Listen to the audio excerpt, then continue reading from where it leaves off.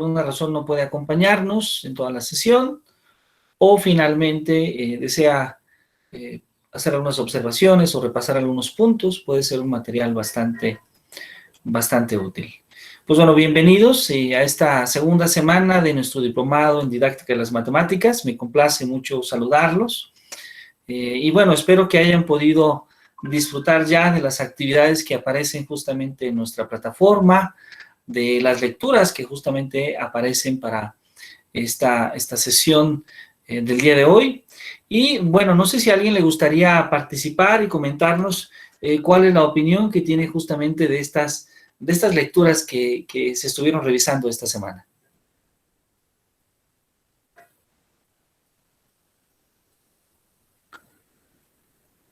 No sé si a alguien le gustaría participar y comentarnos un poco cuál fue su experiencia en la lectura.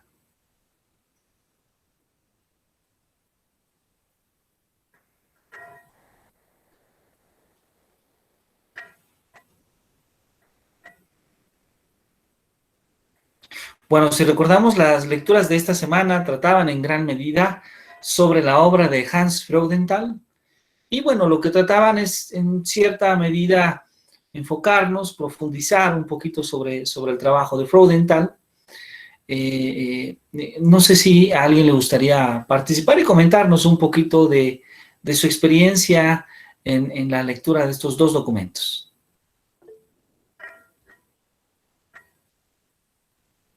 Perfecto, perfecto. Miguel Ángel, por favor, adelante, maestro Miguel Ángel. Si es tan amable, por favor. Buenas tardes a todos. Muy buenas tardes. Yo nada más quería complementar lo que puse ahí en el foro. Bueno, hay algunas frases que me llamaron mucho la atención. Y, por ejemplo, él empieza a hablar de la realidad y la define, bueno, habla de la realidad entendida como una mezcla de la interpretación y la experiencia sensible, lo que implica que la matemática también puede formar parte de la realidad de una persona. Y bueno, hay unos comentarios al final donde hacen la crítica de que pues de la vida diaria tienen que empezar a matematizar. Luego les dicen otros que pues que no, que eso no puede ser real, que no es factible. Entonces, pues yo creo que los dos tienen en un momento dado cierta razón, ya que según cómo tenga la capacidad para poder apropiarse o cómo puedan ellos definir su realidad, es como van a llegar a tener ciertas habilidades para poder apropiarse de esas herramientas que en un momento dado nos van a facilitar el crear el conocimiento matemático o incrementar nuestro pensamiento matemático. Esta parte de la realidad en algún otro momento también lo menciona esta Montessori. Ella dice que pues es muy importante, bueno, ella está más en la parte de lo concreto con los niños y pues dice que es importante pues definir su realidad y menciona por ahí algunas de las cosas, por ejemplo, imaginación y fantasía, y tiene que estar relacionado pues con la realidad, ¿no? Entonces el niño en un momento dado puede, o la persona o individuo puede llegar en un momento dado a abstraer algunas cosas de la realidad, y ese podríamos decir que es un proceso de la imaginación, pero si es un proceso, podríamos decir, deficiente de la realidad, pues estamos hablando de fantasía, ¿no? Que en muchas partes se da. Por ahí él habla también una frase, dice, aunque la propia actividad de los estudiantes en el método socrático es una ficción, los estudiantes deben quedar con el sentimiento de que la comprensión y la idea surge durante el proceso de enseñanza, es decir, que nace durante la lección, con el docente actuando como una comadrona. Bueno, en esa parte de ahí, normalmente se denomina, bueno, yo lo vería como un monopolio pues de la enseñanza, más que nada, el proceso de la enseñanza, en el que el docente trata de acaparar un papel más preponderante, y realmente el proceso de enseñanza y de aprendizaje, pues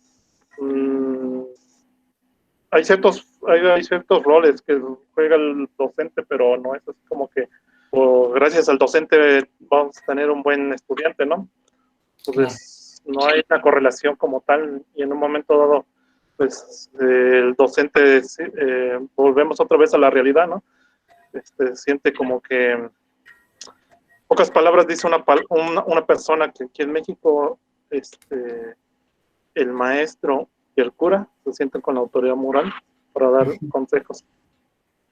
Entonces, es parte de cómo se percibe la realidad. Claro, claro que sí. Bueno, ya por último, sobre lo del video, no sé si esa va a ser otra Sí, sección, sí, pero adelante, por favor, sí. bueno, aquí nada más hablan de que una crítica a Piaget, ¿no? Dice que es una lamentable historia ver a los didactas fundamentando sus teorías en teorías que aprendieron de un psicólogo. Lo que toman prestado de Piaget no son los resultados de su experimento, sino los errores o malos entendidos de presuposiciones matemáticas. Y ahí, ¿no? En esta parte de aquí, ahí Piaget no era psicólogo. Él era biólogo y tenía cierta, igual que Montessori, que tampoco era pedagoga, su formación era de medicina, formados bajo el método científico. Y bueno, en esta parte de ahí lo que podemos contemplar es también en otras personas dicen que cómo se propagan pues las pestes entre una generación y otra, ¿no? Cómo se va en un momento degradando, o lo que pasa en la biología, cuando en la monarquía empezaron a casarse entre las mismas familias, pues algo parecido pasa aquí, ¿no? Mientras no haya un análisis o una crítica realmente hacia o la realidad, no tengan la capacidad pues de percibir bien la realidad, pues vamos a tener esas propagaciones de una generación a otra. Y bueno, nada más para finalizar con respecto al video, por mucho tiempo o el lema que se echaban en Europa era de que el mundo o la humanidad estuvo retrasada 1500 años debido al oscurantismo, y pues eso no es no es la realidad. El que estuvo estancado ahí fue Europa, y gracias a pues Asia, Medio Oriente, África, fue de que no tuvimos un mayor daño en el desarrollo del conocimiento. Es lo que comentábamos de San Agustín o Santo Tomás de Aquino. Santo Tomás de Aquino, así es. Ok, bueno, entonces, pues él está en esa época, en el contexto donde el desarrollo del conocimiento pues se vio severamente estancado en esa zona geográfica.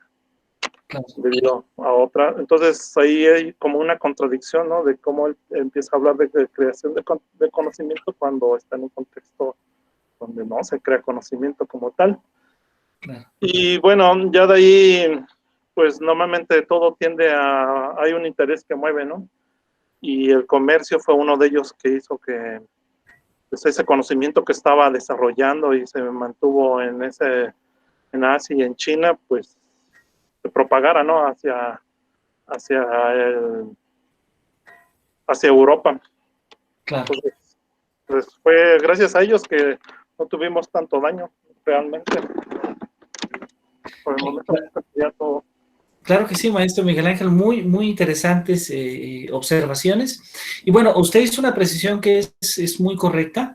Jean Piaget no fue psicólogo, él estudió biología, pero la contribución de Piaget es realmente interesante porque sin ser propiamente psicólogo o sin haber estudiado pedagogía, su trabajo en epistemología psicogenética o epistemología genética sí ha tenido una gran influencia en los campos como la psicología o como la pedagogía.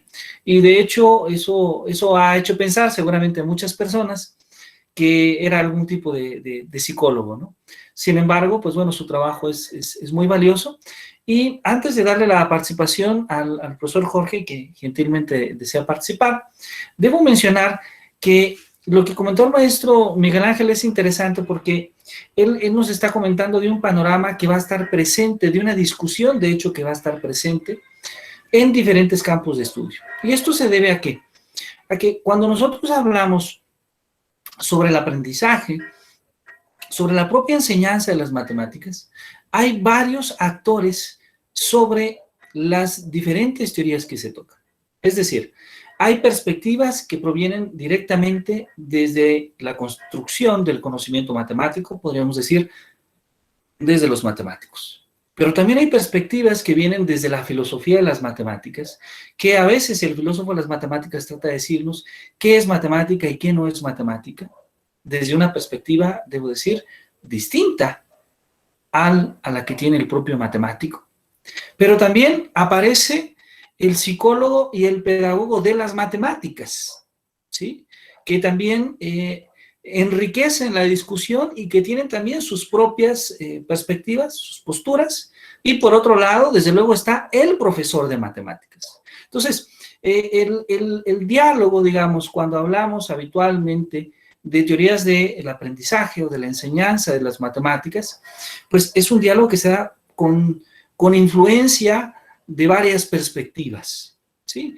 Algunas perspectivas, desde algunas posturas, pueden ser más legítimas que otras, pero un poco la pregunta es, ¿desde qué perspectiva o desde qué postura estás dando tu argumento, ¿no? Porque va a haber siempre varias perspectivas, y creo que esto inmediatamente nos indica a que generar una idea absoluta o una idea global de lo que significa aprender matemáticas, o de qué metodologías pueden ser útiles para favorecer el aprendizaje de las matemáticas de manera directa, pues no es para nada una respuesta simple, ¿no? Porque hay siempre estas influencias que son ampliamente importantes. Pero bueno, si ustedes me permiten, vamos a darle la palabra al maestro Jorge. Maestro Jorge Pérez, adelante, por favor. Muchas gracias, muy buenas tardes a todos. Y pues nada más hacer un comentario más con lo que acaba de decirnos el maestro Córdoba. Es cierto que todo el conocimiento se ha generado, se ha realizado a través de una necesidad, que es mi punto de vista. Mientras la humanidad tuvo necesidad, se han creado lo que tenemos al día de hoy. Si no hay necesidad, simplemente no nos vamos a poder mover. Y como lo comentaba, el comercio es uno de los principales motivadores que empiezan a iniciar con esta parte de las matemáticas, el de desplazarse de una ciudad a otro, cuánto me cuesta llevar, ¿verdad? Pero eran las necesidades de esos tiempos. Ahorita, la parte que nos toca o nos corresponde como docentes es saber encontrar ese móvil para los muchachos. Hasta ahorita, la verdad, no he tenido yo la oportunidad de encontrar qué hace que el muchacho tenga la necesidad de aprender. Lo único que tenemos es que estudias, apruebas o solamente te preparas para aprobar una materia y con eso nos damos por bien, ¿verdad?, satisfechos. Pero realmente no tenemos, bueno, yo en mi caso hablo de mí, no he encontrado ese detonante que permita que el muchacho o el estudiante tenga la necesidad por aprender. En uno de los comentarios es que les ponemos todo en bandeja, les ponemos la mesa servida, el alumno decide qué elegir, pero si el alumno no le satisface nada de lo que tenemos en la mesa, pues simplemente él va de paso. Eso es lo que yo quería comentar y la parte que me interesó más. Muchísimas gracias, maestro Jorge. Y claro, esta es una perspectiva, esto es muy importante mencionar, la perspectiva de que el avance o el desarrollo del conocimiento matemático surge desde la necesidad natural que tenemos las personas. Sin embargo, debo decir que sí existen otras perspectivas, ¿no? Habrá quien, por ejemplo, diga que el conocimiento matemático es en cierta medida cierto tipo de arte, y cuando alguien da esa opinión, inmediatamente habrá otro grupo de matemáticos y de filósofos de las matemáticas que van a decir, no creo que eso que estás afirmando sea correcto, pero hay quienes dicen que el conocimiento matemático también tiene una belleza estética. Es decir, que cuando el profesor Jorge está resolviendo una ecuación diferencial, llega un momento en que observa el pizarrón, observa a sus estudiantes, se da cuenta de lo que ha escrito, se da cuenta del resultado que ha llegado, y ese momento le representa un momento de placer, un momento satisfactorio, un momento en el que él considera que ha hecho algo valioso. Y para muchos eso es, bajo cierta perspectiva, como comento, que es muy, muy respetable, un arte, ¿no? Entonces, vamos a encontrar varias perspectivas, pero si ustedes están de acuerdo, vamos a centrarnos el día de hoy en esta perspectiva que tiene Freudenthal, esta perspectiva muy interesante porque, por ejemplo, para Freudenthal, los objetos matemáticos se construyen en la práctica matemática y además no solo eso, se construyen en la práctica matemática como medios de organización de los objetos del mundo.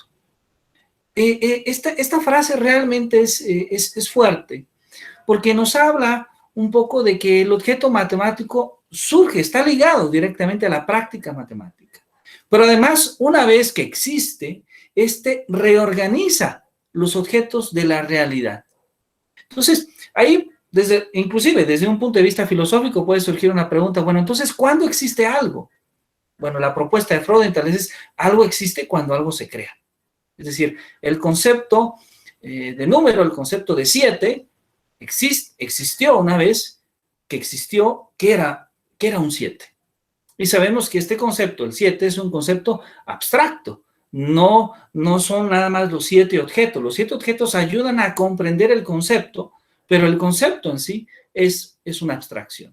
Perdón, ¿alguien más había levantado la mano?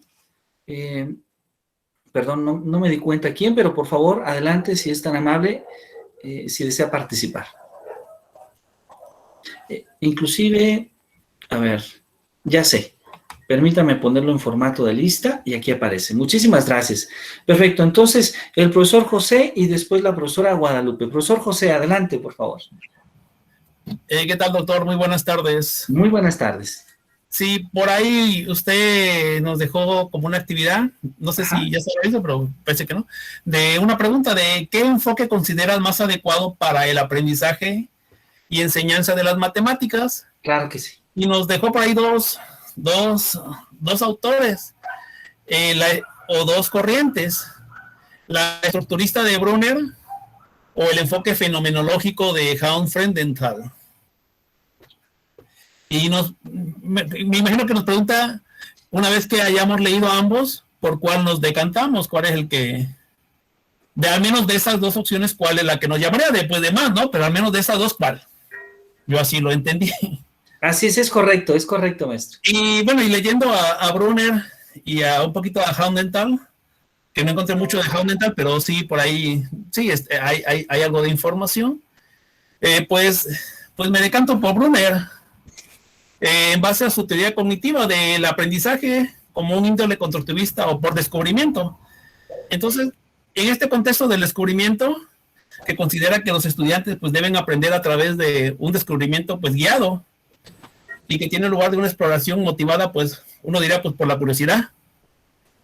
Por tanto, uno, más que, no tanto es no explicar los contenidos ya acabados, como a veces lo queremos hacer, y casi se lo damos ya con un final muy claro y definido, sino que debemos de proporcionar el material adecuado para estimularlos a que mediante estrategia, la observación, comparación, análisis y tantas cosas que le comentamos, diferenciar, etcétera, pues ellos traten de llegar a ese conocimiento. Los ponemos quizá por un poquito a trabajar, pero como todo, me imagino que tenemos que hacer ajustes y también depende del nivel. Quizá esto a nivel profesional se presta más, porque ahí está la internet, ahí están las bibliotecas digitales, te pinto el contexto, te digo cuál es la meta esperada, por lo menos, pero tú ya llegas a esa meta por tus diferentes caminos, entonces hacemos que ellos pues vayan descubriendo la información y después quizá una retroalimentación, ¿no? Que le podamos dar.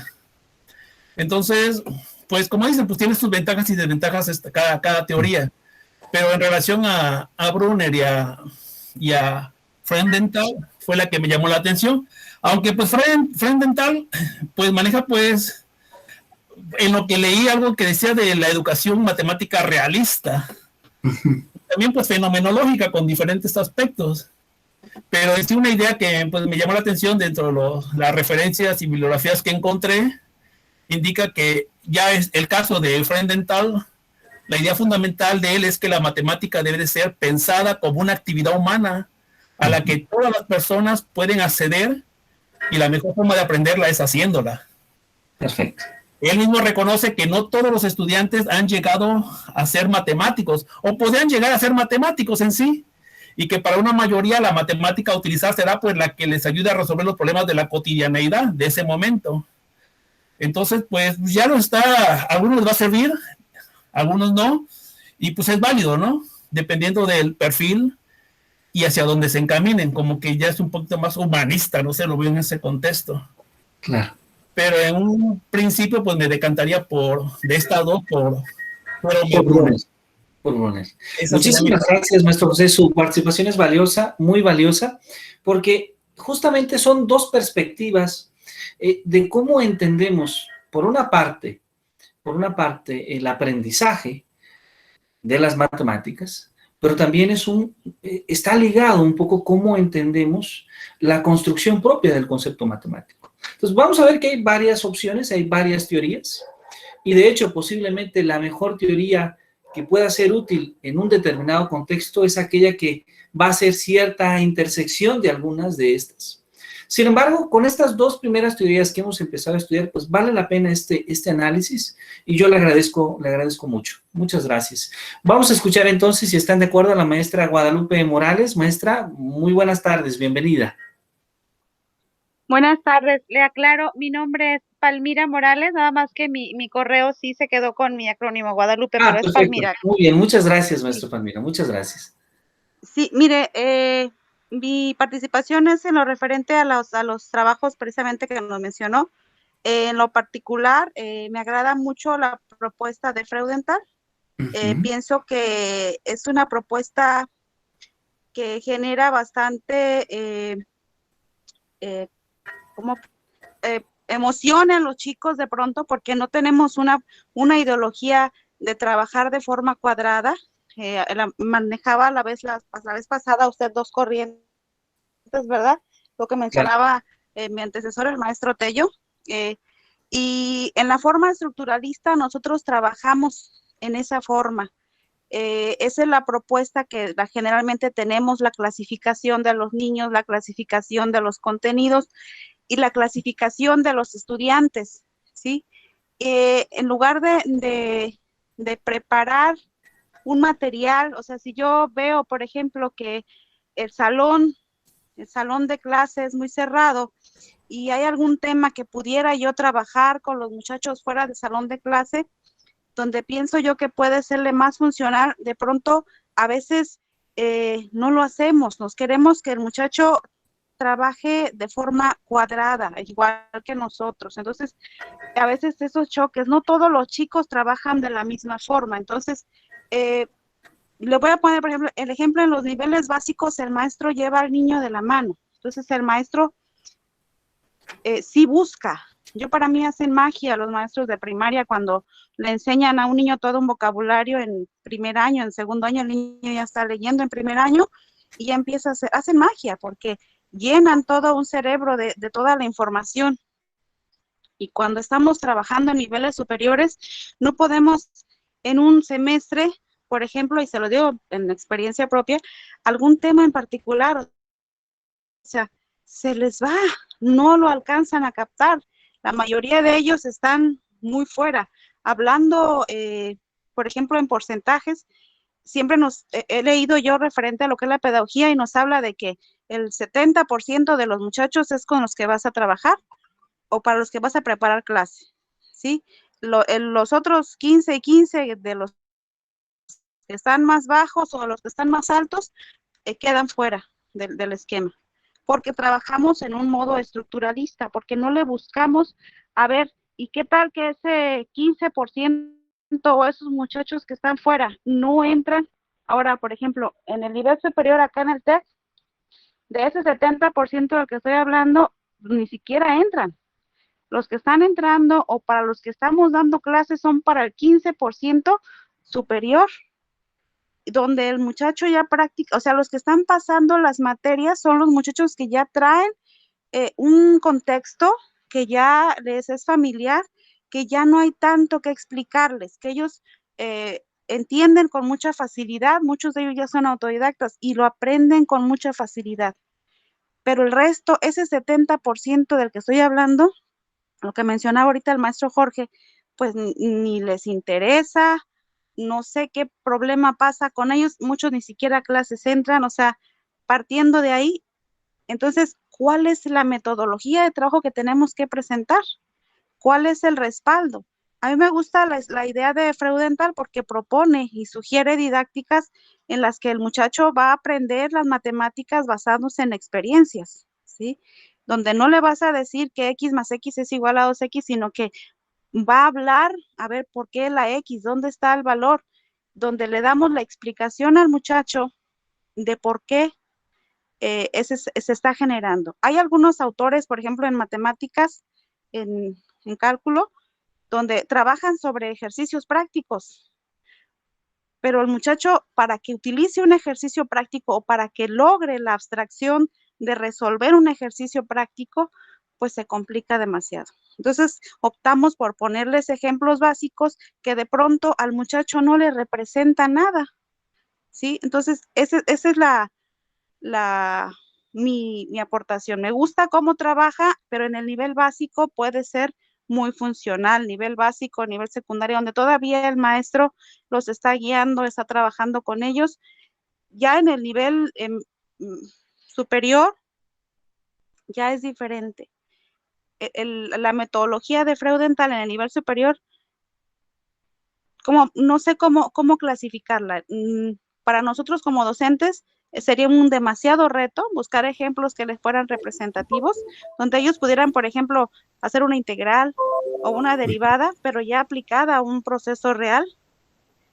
Y la parte compleja ahí sería que el muchacho lograra de ese proceso real una abstracción como la que se necesita. Entonces, ¿qué es lo que hacemos? Nos ponemos a trabajar con ejercicios básicos y entonces ese ejercicio básico, como la forma estructural que presenta, no le representa nada al muchacho, ¿sí? Entonces, es como plantearle ahí. Claro Como que sí. un dilema, ¿no? Le pones un ejercicio que aplique al caso real de lo que estás trabajando, pero el muchacho no logra el nivel de abstracción.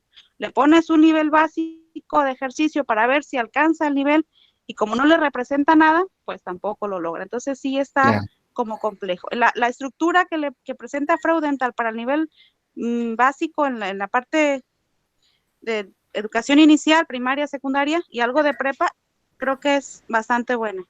Y bueno, la estructura en la que trabajamos en lo personal es la forma en la que trabajamos tiene mucha tendencia a ser estructuralista. Esa es mi participación. Muchísimas gracias, maestra Palmira. Creo que usted da en un punto sensible, que es este punto cuando nosotros como profesores nos preguntamos acerca de los contenidos que vamos a tratar. ¿Qué es lo que revisamos realmente?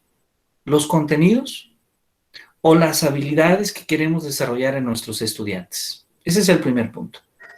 El segundo punto es, ok, ya elegí o las habilidades o los contenidos, pero resulta que tengo un cuestionamiento. ¿Cuál debe de ser mi énfasis? En la cuestión de orden. Seguir el orden conforme a las necesidades que identifico en mis estudiantes, o seguir el orden conforme a la estructura en la que yo fui educado y en la que me enseñaron que el conocimiento matemático se estructura, que el conocimiento matemático tiene. Y es una lucha compleja porque nos damos cuenta, sobre todo justamente en la educación superior, que se impone un poco más la idea de la estructura. Es decir, la estructura termina imponiéndose la idea de, bueno, ¿por qué debo de estudiar el concepto de límite primero y después el de derivada? ¿Por qué debo de estudiar el concepto de integral después del de derivada? Bueno, la gran mayoría de los profesores lo hace justamente porque así fuimos educados y así aprendimos y creemos que esa es la mejor manera en la cual nuestros alumnos pueden aprender. Pero posiblemente el cuestionamiento que vamos a hacer en este diplomado es que posiblemente no sea necesariamente esa la mejor forma. Ese es un punto. Y otro punto, para terminar mi comentario, dar la oportunidad que el profesor Gerardo García también nos dio un mensaje, ha habido ya varios esfuerzos muy interesantes sobre cambiar esta perspectiva. Y voy a hablar de ejemplos muy clásicos tal vez, pero posiblemente cuando ustedes estaban en la universidad o en el posgrado, llevaron este libro de análisis matemático de Tom Apostol, que es un libro clásico, es un extraordinario libro. De hecho, un instituto en la ciudad de Nueva York, es el Instituto Apostol, el Instituto de Matemáticas de allá. Y en el primer libro que hizo Tom Apostol, antes del análisis matemático, el de cálculo, él presentó una propuesta ordinaria de cálculo, es decir, como está en la mayoría de los textos, con los resultados clásicos de la materia.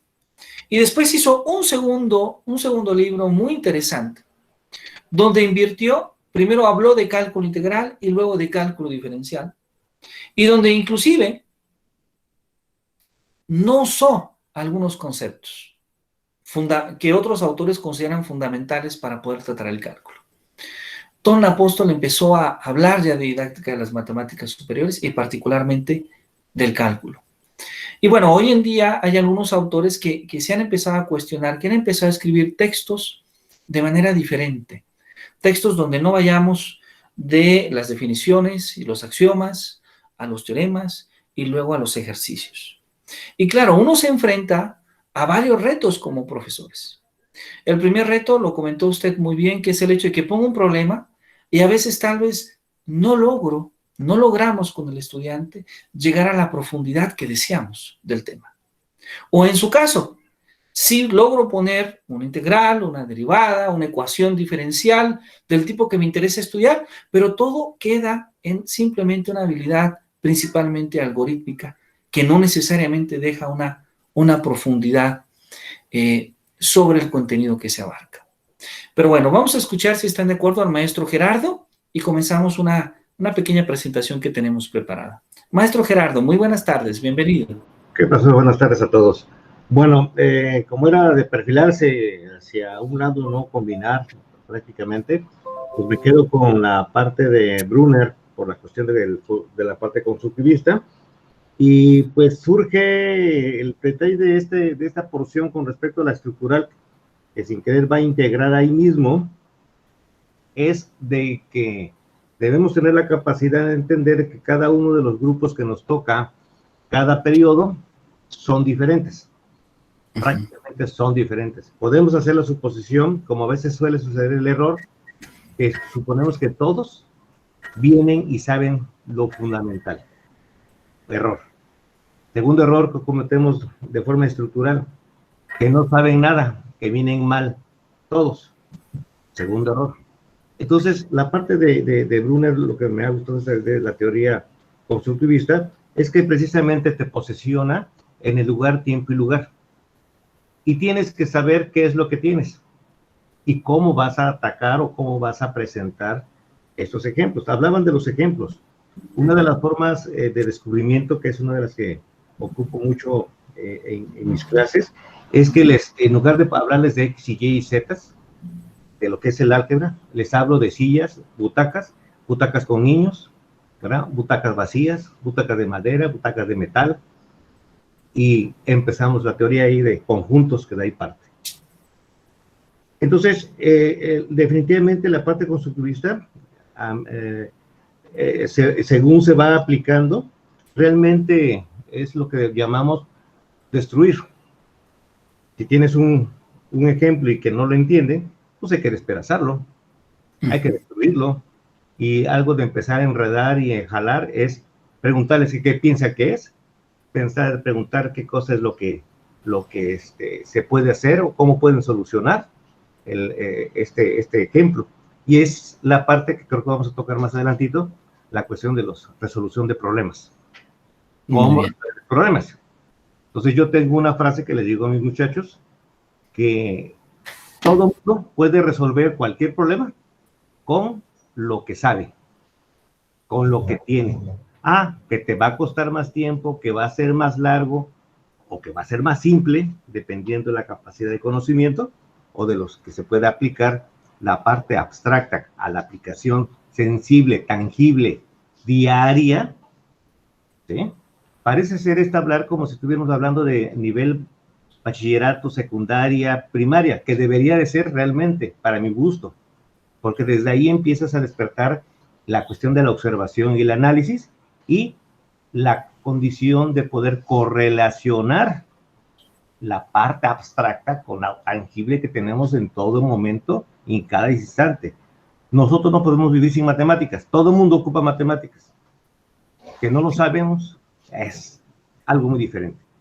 Pero dentro de eso, y ahí vengo sin querer a revolver, dentro de ese mismo constructivismo se genera una estructura de cómo se va a tener que aplicar, que puede ser variable, que puede ser adaptable al conocimiento, porque lo que te sirvió en un grupo, y a la hora que se va uno, se van dos elementos, ese grupo ya cambió, ese conjunto ya cambió.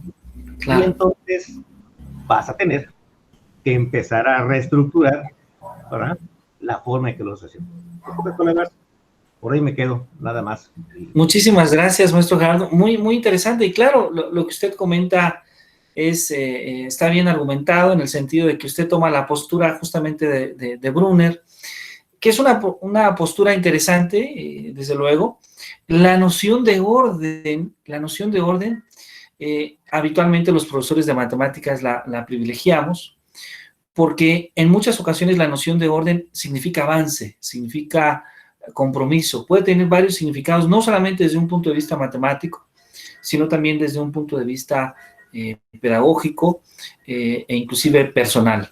Y bueno, debo mencionar que esta noción de Brunner en cierta medida va a formar parte de un conjunto de teorías que comúnmente llamamos teorías del aprendizaje de la reconstrucción, ¿sí?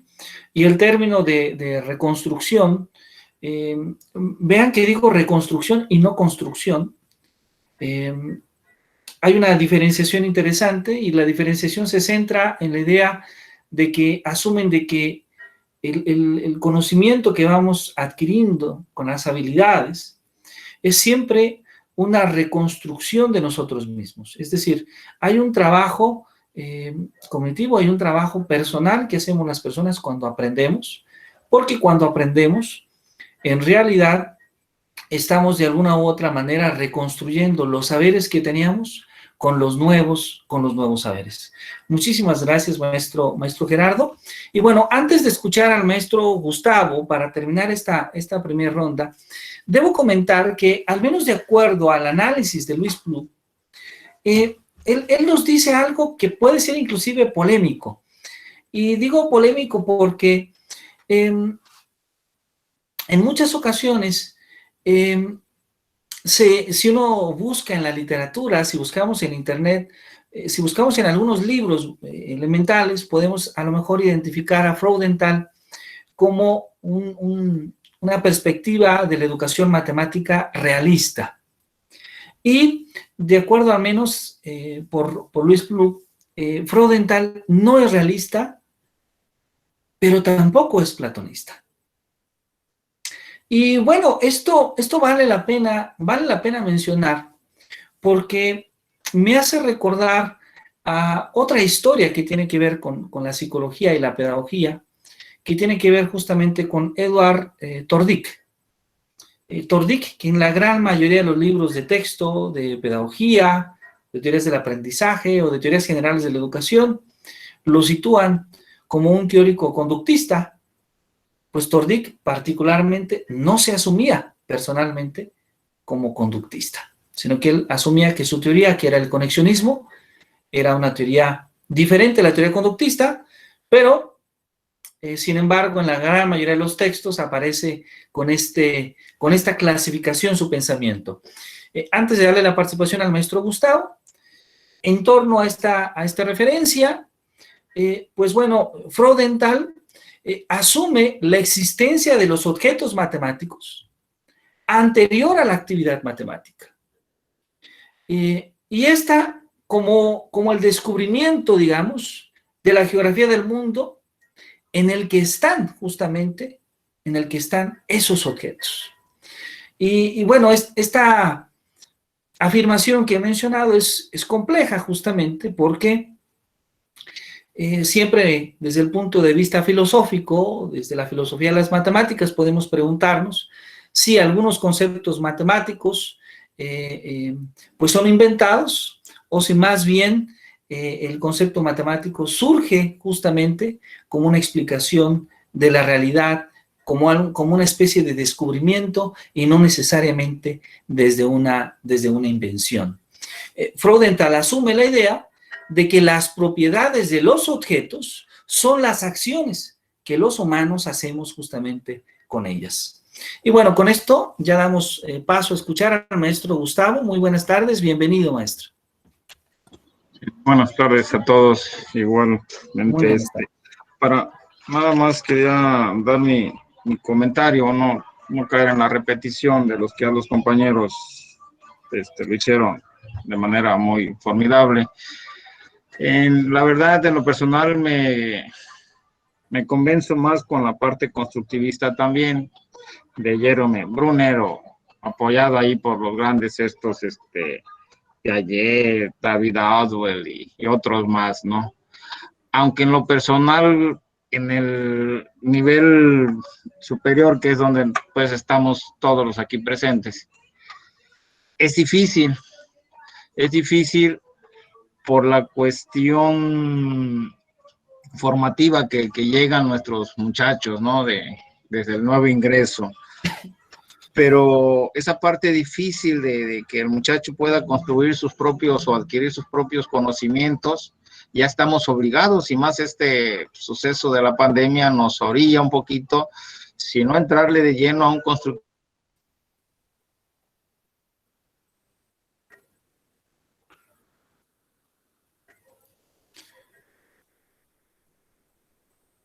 Sí, bueno, maestro Gustavo, al parecer ya no logré escucharle.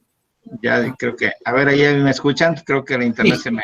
Ya lo escuchamos, maestro Gustavo. Ok, entonces rápidamente, porque no se nos va a ir la luz, creo que estamos obligados a ver nuestro contorno tecnológico en la cuestión de las comunicaciones, donde ya no basta, aunque seamos conductistas al 100% y ahí fuimos educados, ya no basta las cuatro paredes, el pizarrón y el marcador, ¿no? Tenemos que darle paso a que tenemos que reconocer que el estudiante o varios estudiantes, aunque no sean todos o no sean la mayoría como quisiéramos, pueden investigar, o le estás diciendo un término, ya lo están consultando ellos en su celular, y entonces estamos ya en una etapa diferente en la cual nosotros todos fuimos educados. Entonces, en lo personal, aunque creo que es más, me identifico más con el constructivismo, creo que actualmente nos queda más que mezclar y buscar el mejor resultado, hablando de la obtención de alumnos mejor preparados para la solución de resultados de la vida, ¿no? Con eso me quedo. Gracias. Muchísimas gracias, maestro Gustavo. Y en efecto, así es. Cada alumno, cada grupo de estudiantes es diferente, ¿no? Y bueno, toda la discusión ha tratado al final de hacernos llevar a un cuestionamiento sobre si debemos justamente en quién debemos de enfocarnos más, en cómo se construye el conocimiento matemático desde la perspectiva del propio conocimiento matemático, o si debemos de enfocarnos más un poco hacia las necesidades propias que el alumno tiene y a la condición en la que el alumno vive, es decir, en el contexto en el que se desarrolla, para poder finalmente planear, para poder organizar aquellos saberes que buscamos que nuestros alumnos puedan finalmente aprender. Muchísimas gracias a todos por estas participaciones. Veo que está el maestro Reni y si están de acuerdo con esta sí terminamos para avanzar un poquito en una nueva discusión. Maestro Reni, por favor, adelante. Muy buenas tardes. Buenas tardes, doctor. Buenas tardes a todos. Espero y me escuchen bien. Voy a ser breve en mi intervención. Nada más, no pensaba participar, pero el ingeniero Gustavo hizo algo que me llamó mucho la atención y coincido mucho con esa parte donde independientemente de las ideas tanto constructivistas o estructuristas de Freudenthal o de Brunner, retomando algunos aspectos que también comentó la maestra Palmira acerca de si nos basamos en los contenidos o nos preocupamos por las habilidades de los alumnos. Yo nada más quiero hacer hincapié en algo, ¿qué tanto afectan para estas corrientes la disponibilidad de la tecnología informática? Ya que esta afecta el trabajo de los profesores en muchos aspectos. Comentaba el maestro Gustavo hace un momento, ya los alumnos prácticamente ya quieren hacer todo nada más con dar un enter o un clic a la computadora. Las tareas matemáticas que el profesor puede ofrecer a nuestros alumnos, o sea, se vuelven obsoletas cuando se permite el uso de la tecnología informática en el aula. Entonces, por lo tanto, podríamos ser tendenciosos al constructivismo, pero también a ser estructuristas, porque una tarea que podría considerarse un problema desafiante en un entorno donde la tecnología informática no está disponible, se convierte en un ejercicio trivial, en una configuración asistida por tecnología en el sentido de que, pues solo aplicando un comando, presionando un botón en la calculadora, se puede resolver. De ahí se surge la necesidad de rediseñar tareas, ¿sí? De repensar las actividades matemáticas para hacerlas más significativas y desafiantes en un ambiente asistido por tecnología. Con esto cierro mi participación, doctor. Muchísimas gracias, maestro Reni. Realmente es un comentario muy interesante que vale mucho la pena el análisis. Mire, yo podría comentarle dos aspectos de manera directa, aunque creo que esto nos va a llevar justamente al final del diplomado, las últimas 4 sesiones de trabajo. Vamos a trabajar en innovación tecnológica para el aprendizaje de las matemáticas. De hecho, esta parte de innovación tecnológica no será su servidor quien esté al frente, sino otra colega que va a trabajar con ustedes. Y bueno, es un aspecto interesante porque en una primera instancia, ciertamente observamos ciertas dificultades que estamos identificando en los estudiantes debido al uso de tecnología. Tenemos estudiantes que inclusive están modificando el lenguaje escrito, que están concentrándose menos, está siendo más difícil tener la atención con respecto al desarrollo de actividades, tanto en el salón de clase como fuera en el salón de clase. Y como usted comenta, la posibilidad de que haya cada vez más entornos y más posibilidades para que el conocimiento esté al alcance de todos, implica también que la mayoría de los estudiantes dejen de hacer un trabajo propio y empiecen a utilizar esos medios que en muchas ocasiones no les permite desarrollar su propio pensamiento. ¿Esto ocurre? Así lo es. Sin embargo, la tendencia global es que esto no va a cambiar. Es decir, el desarrollo tecnológico, la innovación tecnológica sigue avanzando. Y entonces, la consecuencia de ello tal vez no es la limitativa con el estudiante, necesariamente, sino más bien el cambio en la manera en la cual nosotros practicamos la docencia. Es decir, algo ocurre que nos afecta y nos hace a nosotros tener que cambiar, tener que tener nuevos elementos para que aún con la tecnología, para que aún con las herramientas existentes, la tecnología no se convierta en una barrera, no se convierta en algo que dificulte los aprendizajes de nuestros alumnos, sino algo que se convierta justamente en un instrumento para favorecerlos. Y ahí, desde luego, el desarrollo en primera instancia de habilidades tecnológicas por parte del profesor y en segundo, de poder desarrollar actividades, de poder desarrollar situaciones didácticas que permitan justamente el desarrollo de habilidades matemáticas en entornos virtuales, va a ser fundamental. Va a ser fundamental y es algo en lo que tenemos nosotros que crecer, es algo en lo que tenemos que desarrollarnos, porque la actualidad y la condición social así nos lo exige. Si no, no vamos a lograr que desde luego nuestra práctica docente pueda tener el suficiente éxito. Muchísimas gracias, maestro René, le agradezco mucho. Y bueno, si me permiten entonces, voy a presentar ahora, tengo una breve presentación para ustedes. Les agradezco mucho a todos, ya he visto que han estado participando en el foro, y eso me da mucho gusto. Me dice que hubo un error en la pantalla. Permítame un momento.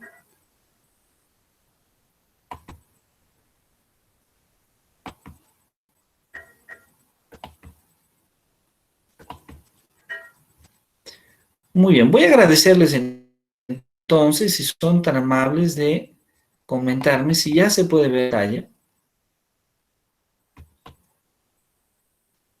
Se debe ver en pequeño y ahora vamos a hacerlo un poquito más extenso. Muy bien, entonces voy a platicarles de esta idea, un poquito sobre un cuestionamiento que aparece de manera constante, posiblemente, en nuestra clase de matemáticas. Y seguramente ustedes ya han tenido que tratar en muchas ocasiones una idea compleja que aparece en la educación superior. Yo me atrevería a decir, bueno, en realidad es una idea que aparece desde edades tempranas, pero que se convierte de mayor importancia en la educación superior, que es la idea justamente de infinito, ¿sí? Esta idea de infinito es una idea importante, porque en muchas ocasiones el alumno tiene dudas sobre qué es el infinito. De hecho, nosotros podríamos tal vez dialogar sobre esto y no sé, preguntarnos un poquito todos sobre, yo haría esta pregunta, ¿cuántos infinitos conocemos? Es decir, ¿habrá muchos infinitos o cuando nos referimos al término infinito nos estamos refiriendo a algo absoluto, a un solo término? ¿Cuál sería su opinión al respecto?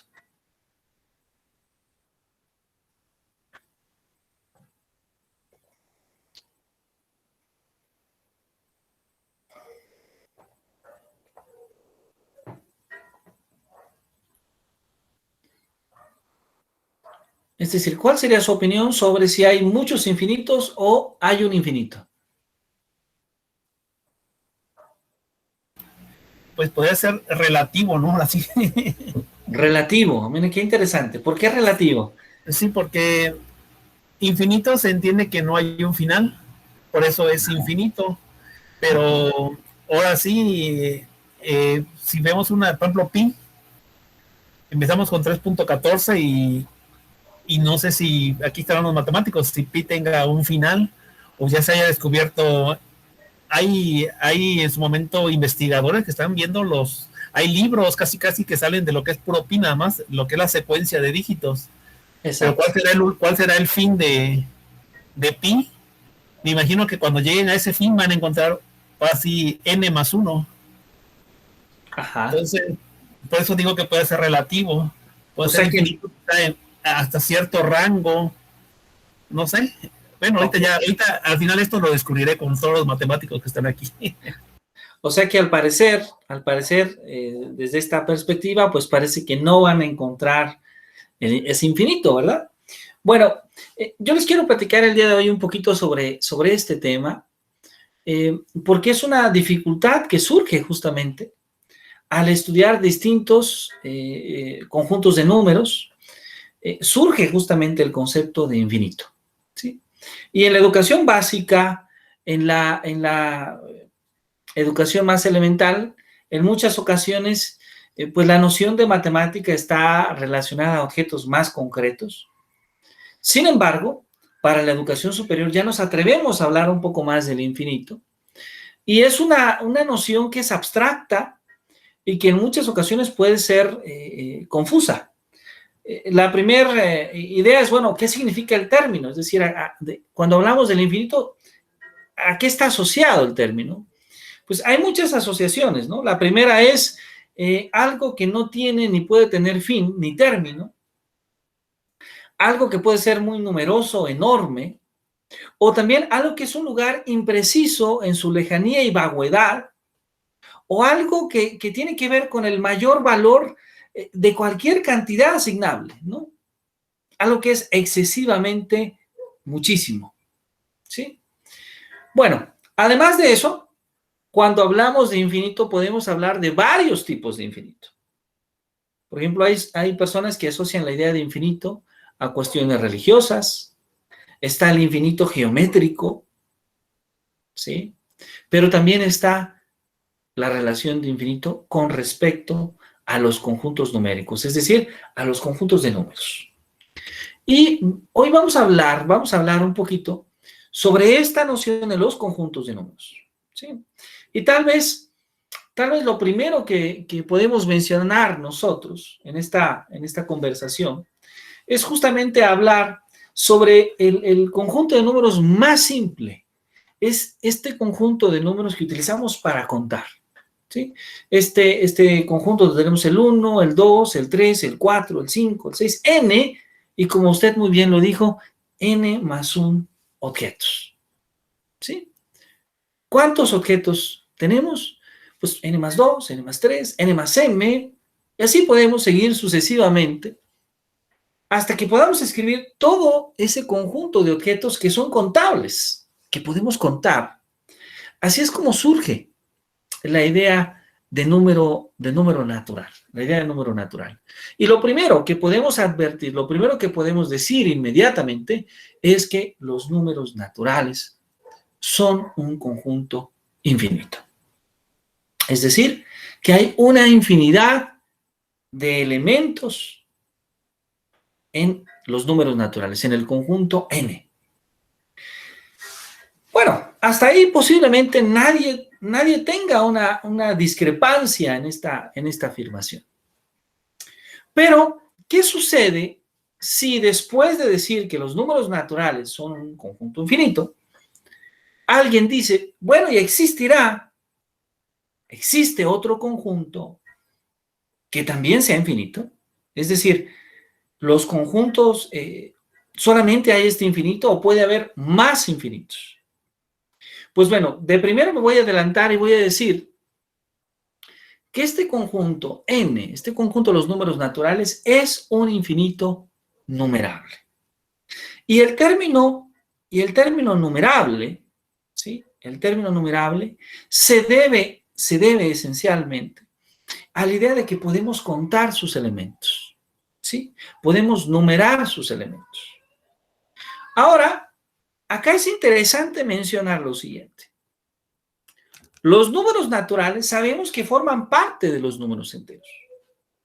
De hecho, alguien en álgebra puede demostrar que los números enteros son isomorfos, tienen la misma estructura que unir tres conjuntos: los enteros negativos, el 0 y los enteros positivos, o dicho de otra manera, los números naturales en unión con el 0, en unión con los enteros negativos.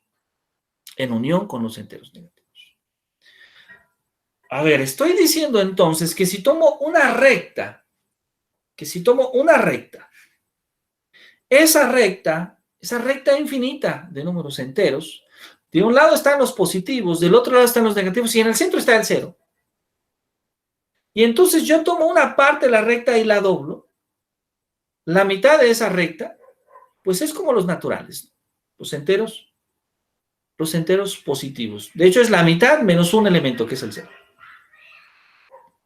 Y entonces la pregunta es, el infinito o el cardinal, así le llamamos en matemáticas, ¿verdad? el número de elementos de los números enteros será igual al número de elementos de los números naturales? Pues la respuesta, increíblemente, la respuesta es sí. El cardinal de los números enteros es el mismo que el de los números naturales. ¿Y esto qué significa? Bueno, si nosotros recordamos, sabemos que si tenemos dos conjuntos A y B, podemos definir una función en ellos. Y hace muchos años, a principios del siglo pasado, alguien escribió un teorema muy bonito que dice algo así. Si la función que hay de AB es inyectiva, entonces el número de elementos de A puede ser mayor o igual que el número de elementos de B. Si la función es suprayectiva, entonces el número de elementos de B es mayor o igual que el número de elementos de A. Y más aún, si la función de AB es biyectiva, es decir, es a la vez inyectiva y es a la vez suprayectiva, entonces el número de elementos de A es igual al número de elementos de B. Entonces decir que el cardinal de los números naturales es igual al cardinal de los números enteros significa que podemos construir una función que haga corresponder a cada número natural exactamente un número entero. Y de hecho, a ese cardinal, a ese infinito numerable, le llamamos Aleph 0 en las matemáticas. Bueno, si alguien ya es raro, si ya empieza a ser raro que los naturales tengan tantos elementos como los enteros, puede ser un poco más raro lo que sigue. Esta imagen es de George Cantor, un matemático alemán que desarrolló a principios del siglo pasado la teoría de conjuntos y particularmente la teoría de conjuntos infinitos. El trabajo de Cantor es realmente extraordinario porque Cantor tuvo esta peculiaridad de darse cuenta, de comprender, por ejemplo, que aparentemente, todo número entero se puede escribir como un número racional. Es decir, todo número entero, por ejemplo, puede escribirse como una fracción. De hecho, alguien podría decir muchísimo más y podría decir, no. Se puede escribir como casi una infinidad de fracciones. Por ejemplo, el 2 puede escribirse como 2 sobre 1, como 4 sobre 2, como 6 sobre 3, como 8 sobre 4, sobre 16 sobre 8, sobre 32 sobre 16, y así podríamos continuar. Sí, podríamos continuar. Entonces alguien diría, fíjate, para un número entero hay demasiadas fracciones. Esto inmediatamente puede hacer suponer que el conjunto de los números racionales o el conjunto de las fracciones pueda ser mayor que el conjunto de los números enteros. Pero la respuesta que Cantor nos da es que no es así. Y esto es extraordinario, porque la intuición falla a veces. Es decir, alguien con estas afirmaciones que mencioné en un principio podría dar por hecho que hay más números racionales que números naturales, que números enteros.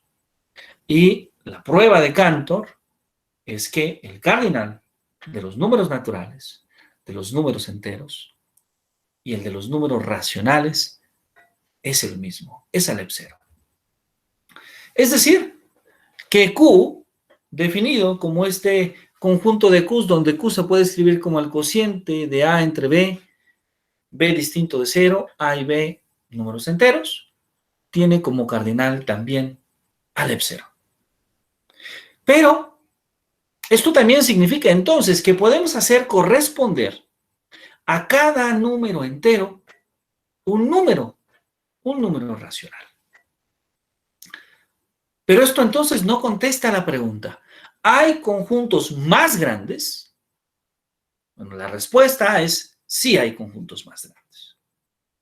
Y esta respuesta de números más grandes, en realidad sabemos que posiblemente se sabe desde la antigüedad, se sabía desde la antigüedad, pero en realidad fue más o menos reciente cuando nos empezamos a dar cuenta de ello.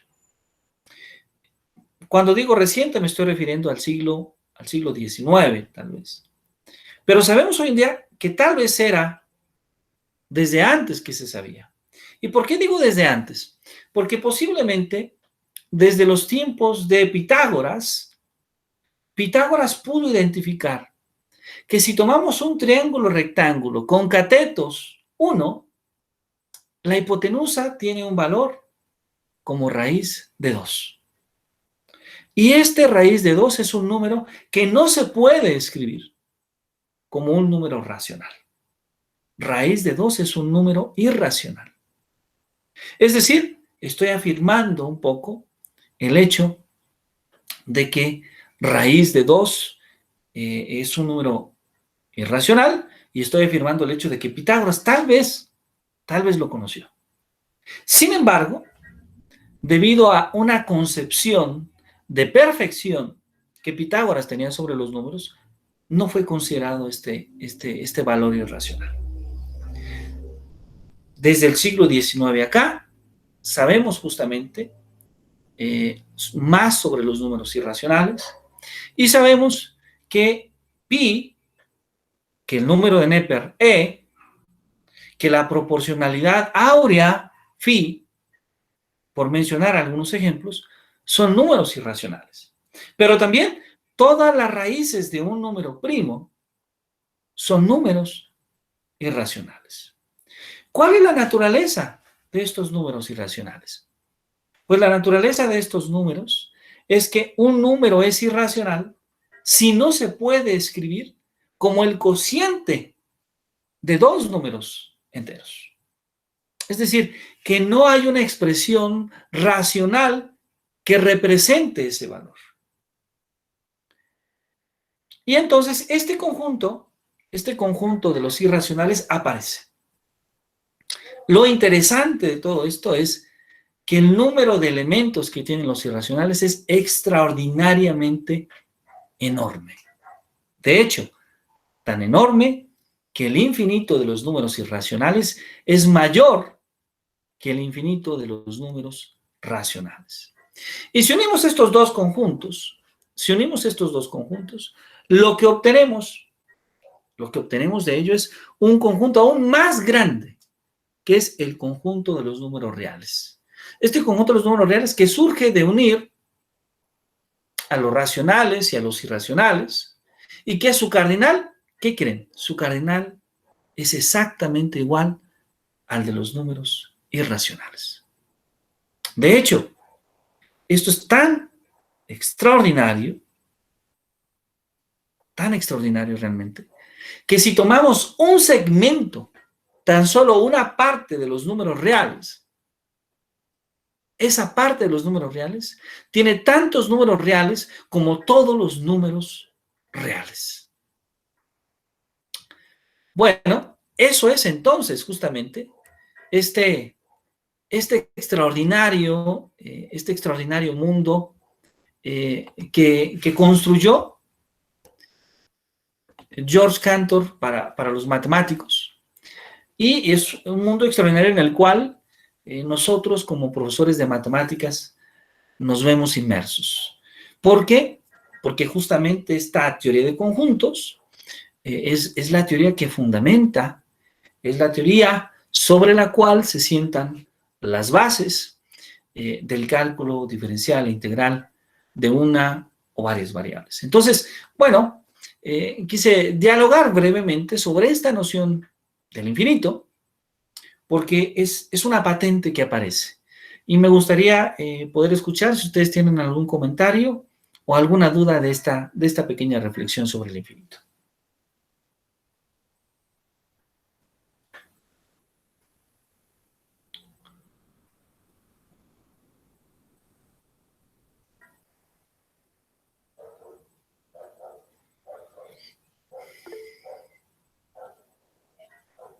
Maestro Gerardo, por favor, adelante, si es tan amable.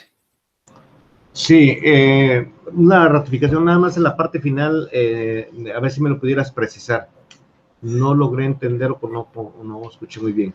Decías que el tamaño de los números reales Ajá, es correcto. es tan grande Así es. como los propios números reales. ¿O que fue un silogismo o que ahí me perdí? No sé si así Claro. era correcto o escuché mal. Es que faltó una palabra, a lo mejor hay una palabra que no escuchó. Era que un segmento de los números reales era tan grande como los números reales, ¿sí? Es decir, si nosotros consideramos el número de elementos que tienen los números reales, ya he comentado que es un infinito no numerable, ¿sí? Pero si tomáramos tan solo un segmento de ellos, por ejemplo, ¿cuántos números reales hay del 0 al 1? Pues la respuesta es que hay tantos justamente, como todos los números reales. Y esto, bueno, realmente es extraordinario. Hay personas que dedican toda su vida a la teoría de conjuntos infinitos. Y bueno, yo les recomiendo ampliamente este texto, un texto que se llama Teoría de Conjuntos, curso intermedio, un texto que escribió José Alfredo Mori Montaño, Gabriela Campero y Fabio Ezequiel Miranda, que trata justamente sobre la construcción de los fundamentos de la teoría de conjuntos, que a su vez, como ya he mencionado, son elementos fundamentales para definir con mayor precisión nuestro cálculo diferencial e integral. Pero bueno, después de esta nota cultural, si ustedes me permiten, voy nuevamente a presentar. Y bueno, el día de hoy quiero platicarles, además de esta breve discusión sobre el infinito y lo que hemos comentado un poquito sobre Hans Freudenthal, el trabajo de Wiener, vamos a avanzar un poquito con esta otra perspectiva sobre la enseñanza y el aprendizaje de las matemáticas. Y verán, esta otra perspectiva, esta perspectiva interesante, es una teoría justamente que propone Guy Brousseau. Y podríamos decir que en cierta medida es una de las teorías más influyentes en la actualidad. De hecho, es tan influyente que el término de situación didáctica pasó de ser un concepto únicamente para la educación matemática o para la matemática educativa a convertirse en un concepto general en la educación. Y bueno, la teoría de situaciones didácticas, esta teoría sobre la cual estoy comentando, tiene su base en los principios del aprendizaje constructivista. ¿Sí? ¿Cuáles son estos principios? Vamos a enumerarlos un poquito.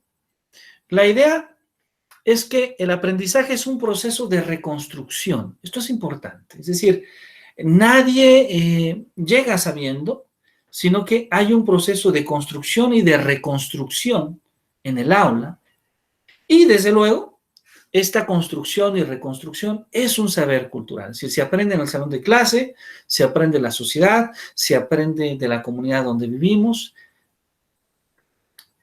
El aprendizaje es este proceso de reconstrucción cultural.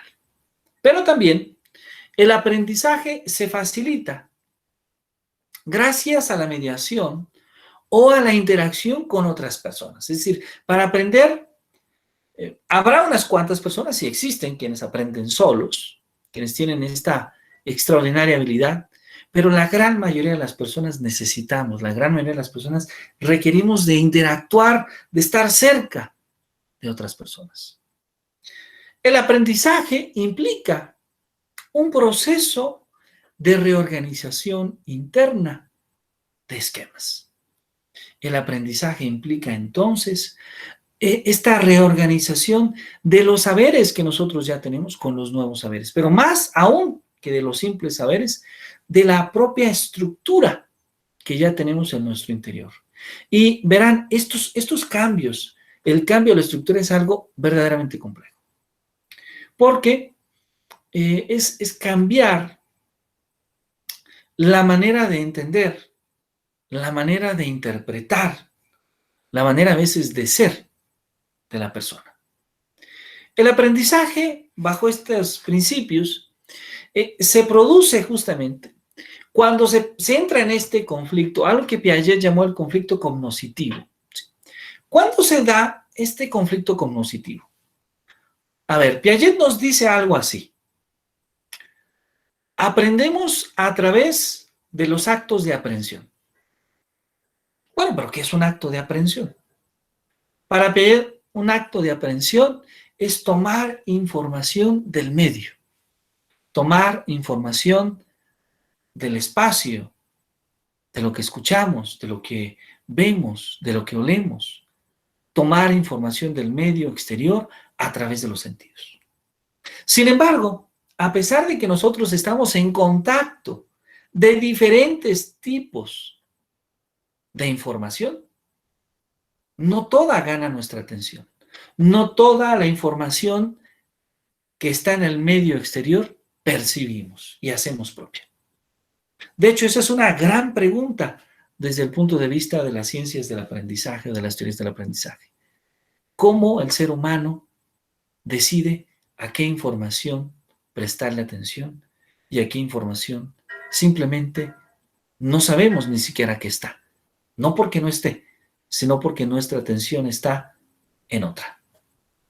Bueno, la teoría de Piaget, la teoría de equilibración de Piaget, va a centrarse en los actos de aprehensión conscientes.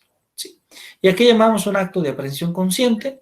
Pues a que sabemos por qué ponemos atención, o al menos podemos justificar por qué ponemos atención a algo. Y claro, aquí el vacío que queda es a que van a existir muchas teorías en las cuales no sabemos por qué prestamos la atención a algo. Bueno, Piaget va a llamar entonces a estos actos de aprehensión conscientes representaciones mentales. Estas representaciones mentales en realidad es como tomar parte de la realidad que vivimos. Porque tomamos información del medio para describir la realidad, pero no tomamos toda la información, solamente la interpretación que tenemos. Esta representación es fundamental, porque cuando nosotros elegimos una representación, entonces a esa representación, nos dice Piaget, le asociamos un sentido, le asociamos un significado. Esto no significa que la aprendamos, simplemente ese hecho de asociarle un sentido nos hace conservar durante unos segundos esa información, apropiarla. Y hay un proceso por el cual tomamos esa información del medio, es decir, hay un proceso por el cual construimos estas representaciones mentales que Piaget llama justamente asimilación. Pero por otro lado, en nuestro cerebro, en nuestra mente, estamos desarrollando procesos de acomodación de esa información que recibimos. Entonces, se da una especie de equilibrio entre aquella información que recibimos y aquella información que acomodamos. Pero, ¿qué sucede cuando este equilibrio se rompe? ¿Qué sucede cuando alguien tiene una conceptualización nueva que difiere de su creencia, de su conceptualización anterior? Vamos a suponer que alguien aquí en nuestro grupo asumiera la idea de que el infinito es único, que alguien asumiera la idea de que solo existe un infinito. Y entonces el día de hoy hemos hablado de que al menos existen dos, y de hecho, anticipo, hay más infinitos. Y entonces alguien puede decir, bueno, entonces, ¿no que el infinito es eso que no tiene fin? Es decir, hay un concepto distinto, hay una conceptualización distinta a la que ya se tenía. Y bueno, en muchas ocasiones esa conceptualización puede apropiarse, puede ajustarse de manera de manera que no nos genera un conflicto grave. Pero en otras ocasiones nos genera un conflicto inmediato. Y decimos, eso no lo puedo aceptar. O no lo entiendo. O me confunde. Ahí es cuando hablamos de un conflicto cognitivo. Y el aprendizaje, bajo esta perspectiva, no se genera cuando hay equilibrio necesariamente, sino más bien se genera cuando hay conflicto.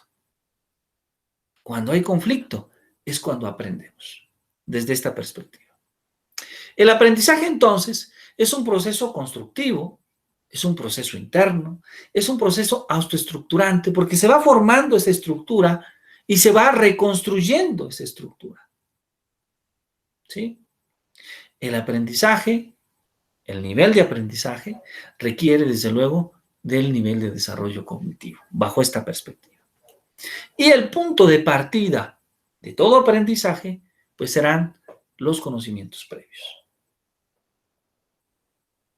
Entonces, como lo dice muy bien en su libro sobre teorías del aprendizaje, Esperanza Carrillo, dice, el aprendizaje constructivo supone entonces un proceso mental que nos invita, que se da cuando se adquiere un conocimiento, aunado a la adquisición de una nueva competencia que pueda dar la posibilidad de generalizar y de aplicar el nuevo conocimiento a una nueva situación.